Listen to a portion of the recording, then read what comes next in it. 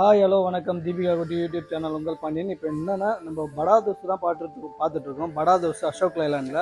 இந்த வண்டியில் என்ன கம்ப்ளைண்ட்னா, வண்டி ஸ்டார்ட் ஆகுது, ஒரே சவுண்டாக இருக்குது, இறைச்சலாக இருக்குது, வண்டி வந்து பிக்கப்பும் இல்லை, அடைச்சடிச்சு போகுதுன்ற கம்ப்ளைண்ட்டு. வண்டி ஸ்டார்ட் பண்ணி பார்க்கலாம்.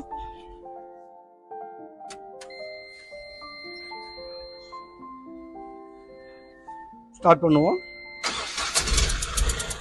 வண்டியில் எந்த ஒரு சர்வீஸ் லைட்டும் எரியல. பட் ஆனால் இன்ஜெக்டர் நாய்ஸ் மாதிரி வந்துட்டு இருக்கு, ஃபயரிங் ஆகாத மாதிரி. பார்த்தீங்கன்னா ஒரே சவுண்டு கேட்டிங்கன்னா உங்களுக்கே தெரியும்.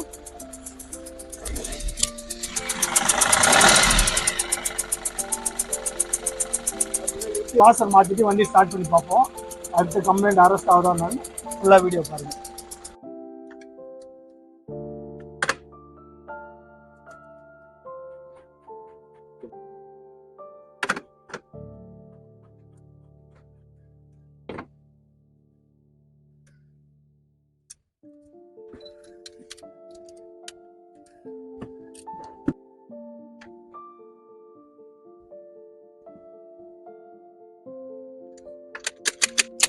ஃபுல்லர் போட்டு எடுக்கிறோம்.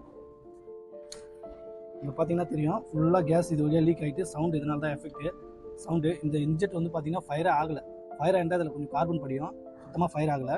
பண்ணிப்போம் லைட்டாக கிரீஸ் அப்ளை பண்ணிப்போம். கிரீஸ் அப்ளை பண்ணுறதா என்னன்னா, இன்ஜெக்டர் லாக் ஆயிருந்ததில்ல, அடுத்த வாட்டி நெக்ஸ்ட் டைம் வந்து கலறதுக்கு ஈஸியாக இருக்கும். இது வந்து புது இன்ஜெக்டரு வாசரு போட்டுடலாம். லைட்டாக இது எதுக்காக போடுறோம்னா, லைட்டாக நம்ம போடக்குள்ளே இன்ஜெக்டர் வாசர் திரும்பக்கூடாதுன்றதுக்காக தான் இவ்வளோ கிரீஸ் போடுறோம். ஆனால் இவ்வளோ கிரீஸ் போடக்கூடாது, இது கம்ப்ளைண்ட் இருக்கிறதால போடுறேன். உள்ளே ஃபுல்லாக வந்து கார்பனை க்ளீன் பண்ணிட்டோம். இன்ஜெக்டர் மாட்டிடலாம்.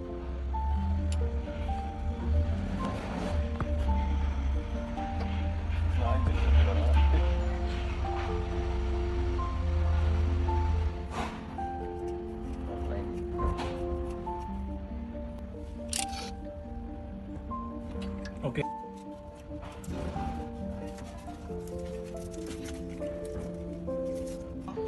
ஸ்டார்ட் பண்ணி பார்க்கலாம்.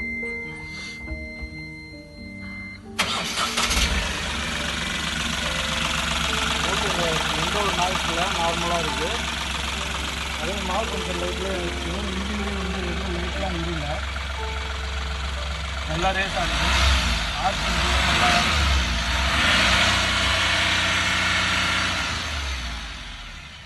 இன்ஜின் நாய்ஸும் நல்லா இருக்குது. ஆர்பிஎம்மும் நல்லா பக்காவாக ஃபுல்லாக வேலை செய்யுது. Thank you for all.